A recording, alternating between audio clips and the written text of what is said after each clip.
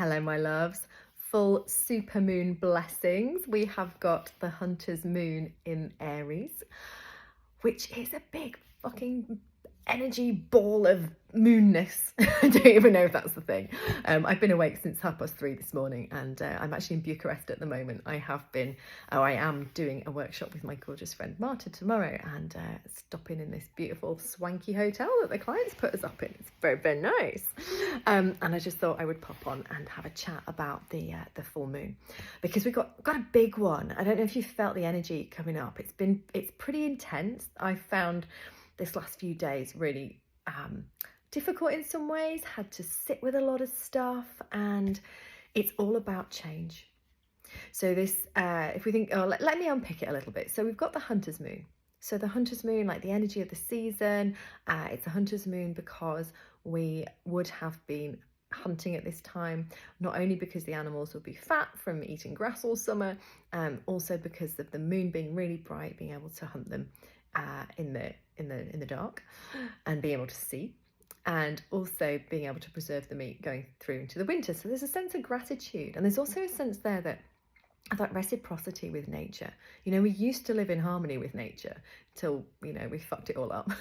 So, you know, maybe one day we can get back to that again. I have every faith.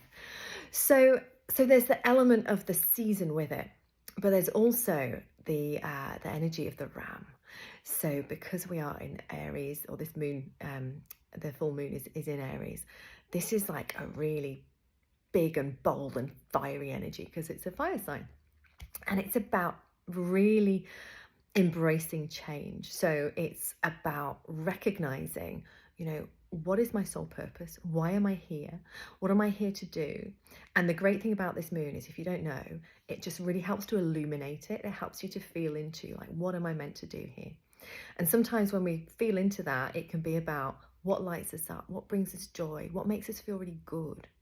And quite often we spend our life doing what other people expect us to do, what society expects us to do. We're a slave to our mortgage. And actually, this is a moon where it goes, right, come on, cut the bullshit. Like, what do you want to do? Take off all those layers, look inside. What do you really want to do? What drives you? What lights you up? How much longer have you got left of your life? You know, don't waste it. Don't stagnate. Just fucking get on with it. So this moon, so a full moon, is always about releasing things that we no longer need anymore. It's celebrating where we've got to, what we've achieved, what we've created in our lives, but it's also about letting go. And this one is a big one. This is like letting go of the big shit. This is like letting go of, this isn't dancing around the edges. Oh yeah, I'll let go of a little bit of self-doubt. Oh, I might let go of a little bit of, I don't know, resistance.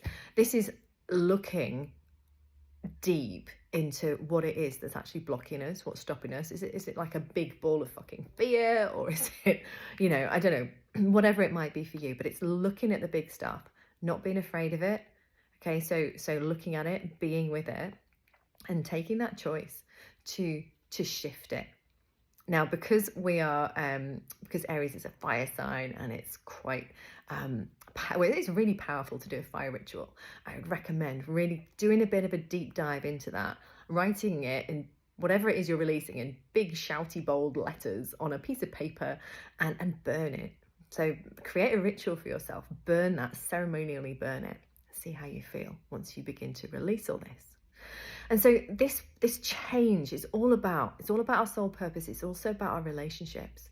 So where in life is your work not serving you, and where in life are your relationships not serving you? So that could be romantic relationships, or it could be platonic relationships, family relationships. But it's about really feeling into that, the big thing that is stopping you, or the big thing that is holding you back. And this ram energy, this fiery ram energy, like imagine the ram just coming up behind you, giving you a big boot in the ass and shifting all that stuff. You know, allow that energy to really be part of your ritual, whatever it is that you create for yourself. Of course, it's a super moon as well. So what that means is just the moon is closer to Earth. So it's like, this is why we're feeling this really intense energy, which I've really been feeling this last couple of days. And I wonder if you've been influenced by it. Like, I felt really emotional. I felt like there's lots of discord going on. And actually, I feel like this is part of it. So part of it's sitting with that, but it's also recognizing, okay, what's the change here? What are the learnings and the teachings that are coming up during this moon? And what's the big thing that I need to release? What's the big thing that I want to bring into my life? Now, I have a belief that when we release stuff, we need to replace it. So often people say, oh, you only manifest at the new moon. Well, that's a load of rubbish, I think, because this is my opinion, of course. Because when you let go of something, especially something really big, if you don't backfill it with what you want, other stuff's going to creep in.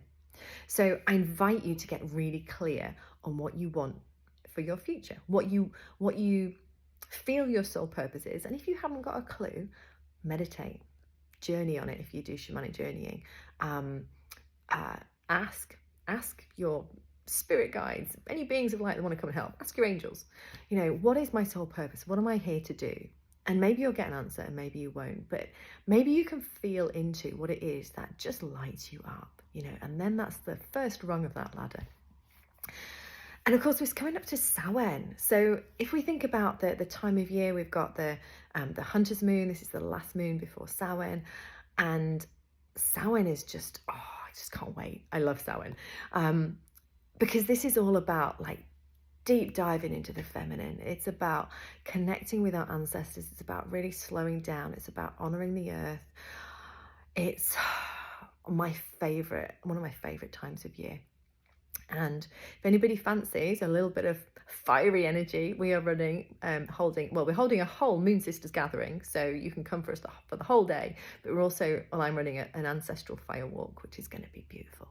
Can't wait. It's going to be I always love this ancestral work because it's really, really powerful, and we realize how when we connect deeply with our ancestral energy, we realize how far we have come, in terms of our ancestors, and also we recognize the wounds that we bring forwards from them as well. So this is something that we can feel into, especially going up to Samhain, where we will be doing this really deep ancestral dive. If you fancy coming to join us, and if not, keep an eye out. I'll probably do a video, and you can do your own practice and ritual. So hope you are able to celebrate this moon. I hope you're able to really feel into the energies, embrace the energies, even if they are intense, even if they feel really difficult. Be with yourself, love yourself, and learn about yourself through whatever the full moon illuminates for you. Sending you all loads of love.